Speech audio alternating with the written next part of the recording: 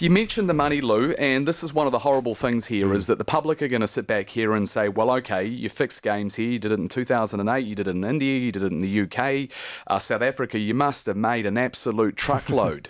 Yeah. And that's the perception. Yeah. Did you? No. I purely did it, like I said, originally, at the start, it was greed, and no question about that. But when it came around to the Sussex, it was purely out of making and doing enough just to survive in my financial situation. So you're not, let's say, loaded now, Lou? No. You're not flush with cash. You haven't got cash stacked somewhere under the house in Cowcop. No, absolutely not. No, I've laid my whole truth out in pieces of paper, handed over all my bank statements, handed over all my assets to the authorities to look through, and I've got nothing to hide.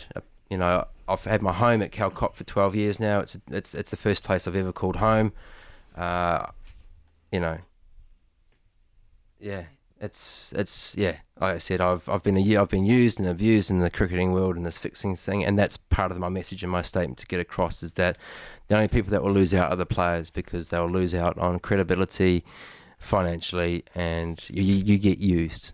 Simple as that. Lou Vincent with us. Lou, what was the reaction of your teammates? Now, Andre Adams is one of your best mates, and I love Andre. He's a great man. He's defended you publicly as well, but I know also from chatting with Andre, he was gutted. Your best mates were gutted when you told them. All of a sudden, you own up to them and you say again, boys, I've match fixed, I've cheated. And I can't wait to actually face the guys that this is affected. There's, Mal Lloyd from Lancashire, for him to, at the end of his career, to be approached by a younger player to say, listen, do you want to be it must have been heartbreaking for a pure cricketer to be approached, and for him to think, what do I do about it? And he did the right thing by reporting it. Murray Goodwin from Sussex, the list goes on, but I can't wait to one day be able to see these guys face to face, or whether it's whatever way I can, to apologise to him. Because your mates were pissed off with you, weren't they? And I mean those words. They were pissed off. Oh, it's destroying what they believe in. They're all professional champion cricket players doing the right thing, busting their gut, earning the money the hard way. And I let them down. And like I said, I've tarnished the name of cricket and sport in New Zealand. The last few months, since your name was first leaked, and it was leaked, and Daryl Tuffy and Chris Cairns, the three of the names were leaked publicly, what has life been like for you? Oh my God, it's been horrendous. Yeah, I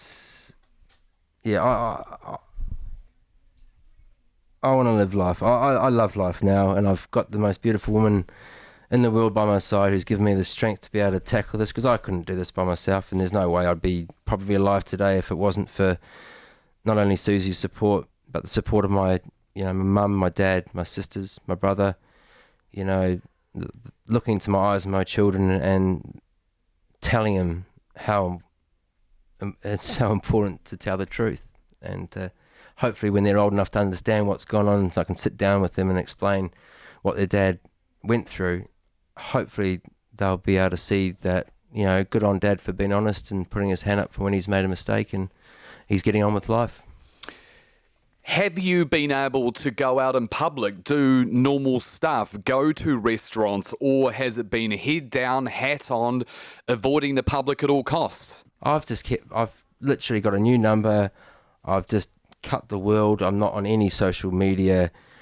Even sometimes talking to my family, I feel reserved, and it's not just my family that's affected. I've promised this Suzie a lovely life in New Zealand, and her family I've only met a couple of times, and there they are, seeing their mum run off to New Zealand with this guy, and look at what he's done. It's affected so many people, and for us to be locked away in Cowcop, dreaming of a wonderful life together, and knowing that when you go into the petrol station and people do recognise you still, it's lovely, and they're always polite, and we love watching you playing cricket, and I just look into their eyes and I think, oh, one day when they know the truth, what are they really going to think?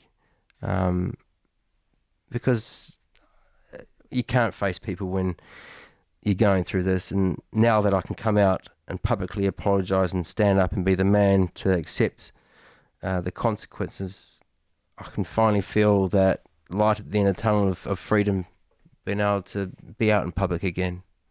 Suzie, let me bring you in here. And as Lou points out, you know, you've been put in a really tough situation. I mean, this is not the life you wanted. You've had to put on hold your wedding. You've been through some hideous times as well because, you know, through your own situation. Why have you stood by this guy? Because I love him and he deserves it. He's a guy that's made mistakes that I disagree with too. He deserves his punishment, but he also deserved a second chance. And when I met him, he was broken, like you said, he wasn't in a good place, but I always saw the good in Lou, fortunately. And I always had faith in him, and I don't know why. Call it love, call it, I get him, is probably the way. Because it would have been easier for you to walk away from all of this. It would have been. Much, much easier. I'd have my savings in the bank still.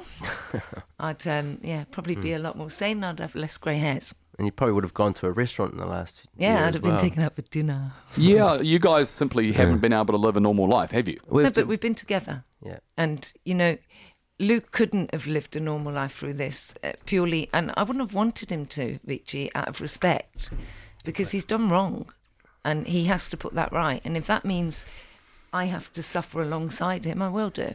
And my time will come, and our time will come. When did you first find out, Suzie? When did Lou first tell you about this deep, dark secret? Lou told me 2 months after we'd been dating, and we were in the bus, a very rainy day like this, and he'd had a few drinks, which he did quite often when I met him, and he just blurted it all out in a very slurred way, and I've done wrong, and you're not going to really like me after this. And I wasn't shocked, actually. I sort of, because I can see he's quite vulnerable, he's quite easily led, and I could see him being involved in something like quite naively. That makes sense. Well, I think that's the way I view you, Lou, respectfully, is sometimes you can be naive. Yeah. And maybe stupid sometimes. I've been an absolute idiot on many occasions, you know. But I've seen him do really stupid things, and I'm just like, why on earth would he do that? It doesn't make sense. And then I get him. It makes sense because at times Lou Vincent does silly things, like all of us. But he couldn't handle being Lou. He couldn't handle those dark demons that he had inside him. So he was constantly on edge. He was constantly stressed, and I wanted to help him.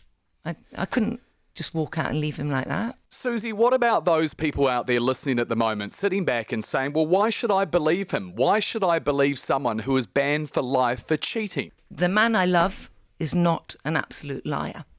I say this because I've lived with him every second of every day for the past 2 years.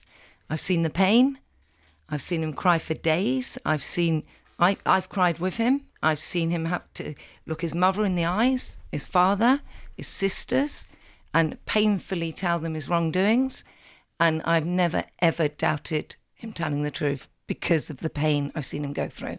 Nobody can act like that. Do you think this was cleansing, that he had to do this?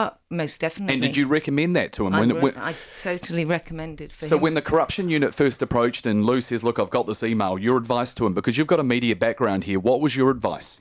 My advice to him was to wait until New Zealand to talk to anyone, because that's where I knew he'd be treated properly.